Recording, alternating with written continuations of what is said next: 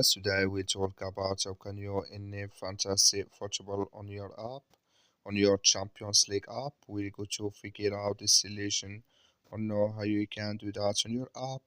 So you just follow these ways, then it's going to work with you. All you have to do in first. So you just go here above your photo profile, click on it. Then it's going to take you to this list. It's going to show for you like this. You click here on notifications. You come to next step, it's going to show for you like this here. So then you come here to fantasy football, clicking this sign. Like you see this color show for us, that's mean fantasy football enable with us now. So that's all you have to do to enable it on your Champions League app. So you just follow these ways, then it's going to work with you.